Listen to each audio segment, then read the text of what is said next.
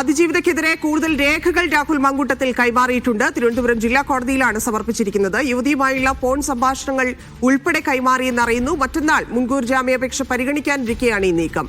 രാഹുലിന്റെ പാലക്കാട്ടെ ഫ്ളാറ്റിലെ CCTV ദൃശ്യങ്ങൾ ഡിലീറ്റ് ചെയ്ത നിലയിലാണ്. രാഹുൽ പാലക്കാട് നിന്ന് കടന്ന ദിവസങ്ങളിലെ ദൃശ്യങ്ങളാണ് ഇപ്പോൾ ഡിലീറ്റ് ചെയ്ത നിലയിൽ കണ്ടെത്തുന്നത്. രാഹുൽ പോയെന്ന് കരുതുന്ന ചുവന്ന പോളോ കാർ സിനിമാ താരത്തിന്റേതാണെന്നും സൂചനയുണ്ട്.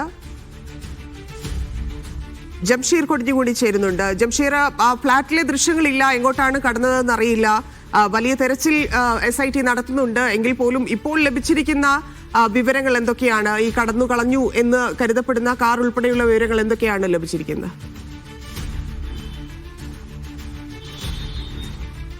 ധന്യ, ഈ ചുവപ്പ് പോളോ കാറിലാണ് അദ്ദേഹം പോയത് എന്ന് ഇന്നലെ ഈ രാഹുൽ മാങ്കൂട്ടത്തിന്റെ പേഴ്സണൽ സ്റ്റാഫിനെയും ഡ്രൈവറെയും ചോദ്യം ചെയ്ത സമയത്ത് വിവരം ലഭിച്ചിരുന്നു. അതിന്റെ അടിസ്ഥാനത്തിലാണ് ഈ ചുവന്ന കാറിലാണ് അദ്ദേഹം പോയത് എന്ന് മനസ്സിലായിരുന്നത്.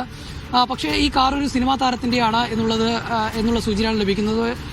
ഈ കാറ് പക്ഷേ എവിടെയാണെന്ന് സംബന്ധിച്ചോ എങ്ങോട്ടാണ് പോയതെന്ന് സംബന്ധിച്ചോ ഒരു വ്യക്തത ഇപ്പോഴും വന്നിട്ടില്ല എന്നുള്ളത് തന്നെയാണ്. അതോടൊപ്പം ഈ പ്രധാനപ്പെട്ട തെളിവെന്ന് പറയുന്നത് ഈ ഫ്ളാറ്റിലേക്ക് ആ ദിവസം, അതായത് ഈ അതിജീവിത പറഞ്ഞ പീഡിപ്പിച്ചെന്ന് മൊഴി നൽകിയ ആ ദിവസത്തെ വന്നതിന്റെ CCTV ദൃശ്യങ്ങളാണ് വേണ്ടിയിരുന്നത്. പക്ഷേ ആ CCTV ദൃശ്യങ്ങൾ ഈ ഫ്ളാറ്റിൽ നിന്ന് ലഭിച്ചിട്ടില്ല. പ്രത്യേകിച്ച് ഈ ഫ്ളാറ്റിലെ CCTV ദൃശ്യങ്ങൾക്കും മറ്റുമൊക്കെ ഒരു മാസത്തെ ബാക്കപ്പ് മാത്രമേ ഉള്ളൂ. അതുകൊണ്ട് തന്നെ ആ ദിവസത്തെ ദൃശ്യങ്ങൾ ലഭിച്ചിരുന്നില്ല. അതിന്റെ അടിസ്ഥാനത്തിൽ DVR കളക്ട് ചെയ്ത് അന്വേഷണ സംഘം മുന്നോട്ട് പോയിരുന്നു. ആ DVRൽ നിന്നാണ് ഈ വ്യാഴാഴ്ച രാഹുൽ ഇവിടെ നിന്ന് പോയ ദിവസത്തെ ദൃശ്യങ്ങൾ പരിശോധിക്കാൻ ശ്രമിച്ചത്. അപ്പോഴാണ് അന്നത്തെ ദിവസങ്ങൾ ഡിലീറ്റ് ചെയ്തതായി കണ്ടെത്തിയിരിക്കുന്നത്.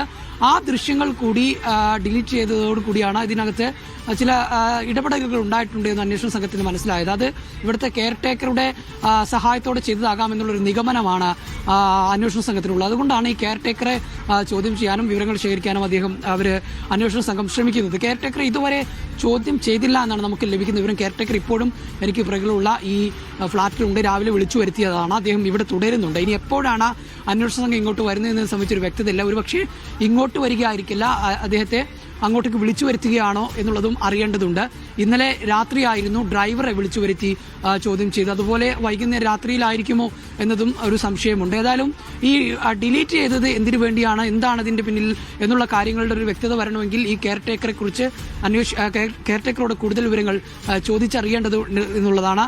അതോടൊപ്പം തന്നെ ഈ രാഹുൽ അന്നേ ദിവസം പോയ ഇടങ്ങളിൽ നിന്നുള്ള CCTV ദൃശ്യങ്ങൾ ഉൾപ്പെടെ വ്യാപകമായി പരിശോധിക്കുന്നുണ്ട്. അത് കളക്ട് ചെയ്തുകൊണ്ടിരിക്കുകയാണ്. പ്രത്യേകിച്ച് പാലക്കാട് ജില്ലാ അതിർത്തി പ്രദേശങ്ങളിൽ നിന്നുള്ള ഇടങ്ങളിൽ നിന്നുള്ള CCTV ദൃശ്യങ്ങൾ ഉൾപ്പെടെ അന്വേഷിച്ചുകൊണ്ടിരിക്കുകയാണ് എന്നുള്ളതാണ്. അതോടൊപ്പം തന്നെ പാലക്കാട് വ്യാപകമായി, പ്രത്യേകിച്ച് പരിപാടിക്കിടെയായിരുന്നല്ലോ പെട്ടെന്ന് അപ്രത്യക്ഷനാവുന്നത്. അപ്പം കണ്ണാടി ഉൾപ്പെടെ ഫ്ളാറ്റിലേക്കുള്ള സമീപ പ്രദേശങ്ങളിലെയൊക്കെ CCTV ഉൾപ്പെടെ പരിശോധിക്കുന്നതിലേക്കാണോ SIT കടക്കുന്നത്? ഈ ഇപ്പോൾ ഫ്ളാറ്റിലേത് ഇപ്പം 30 ദിവസം മുൻപുള്ളത് വരെ മാത്രമേ ഉള്ളൂ എന്ന് പറയുമ്പോൾ അതിന് മുമ്പുള്ളത് കിട്ടാൻ വേണ്ടി ടെക്നിക്കലി എന്തൊക്കെ കാര്യങ്ങളിലാണ് ശ്രമിക്കുന്നത്? അത് ഇന്നലെ നമ്മൾ സൂചിപ്പിച്ചിരുന്നു. ഒരു മാസം വരെയുള്ള ബാക്കപ്പാണ് ഉള്ളത്. പക്ഷേ പഴയത് റിക്കവർ ചെയ്തെടുക്കാൻ കഴിയുമോ എന്നുള്ളത് ശ്രമിക്കുന്നുണ്ട് അന്വേഷണ സംഘം എന്നുള്ളതാണ്. കാരണം അത് വളരെ നിർണായകമായ ഒരു തെളിവാണ്, ഒരു വിവരമാണ്. അതുകൊണ്ട് തന്നെ അത് പരമാവധി കളക്ട് ചെയ്ത് റിക്കവർ ചെയ്തെടുക്കാനുള്ള ഒരു ശ്രമമാണ് അന്വേഷണ സംഘം നടത്തുന്നത് എന്നുള്ളതാണ്. അവിടെ തന്നെ തുടരുകയാണോ SIT? അവിടെ ആരെയെങ്കിലും കൂടുതൽ ചോദ്യം ചെയ്യാനുള്ള സാധ്യത?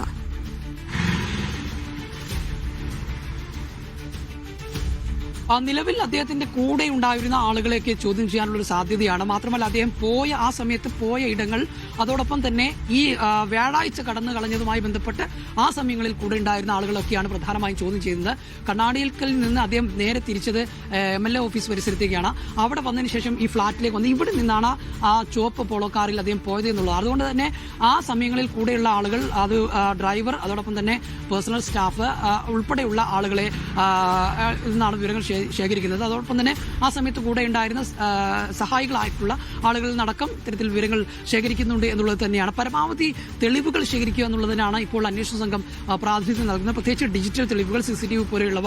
കാരണം ഈ ജാമ്യാപേക്ഷ പരിഗണിക്കുന്നതിന് മുൻപ് തന്നെ തെളിവുകൾ ശേഖരിച്ച് സമർപ്പിക്കുക എന്നുള്ളത് തന്നെയാണ് അന്വേഷണ സംഘം, അതിനുവേണ്ടിയുള്ള ശ്രമങ്ങൾ തന്നെയാണ് അന്വേഷണ സംഘം നടത്തുന്നത്.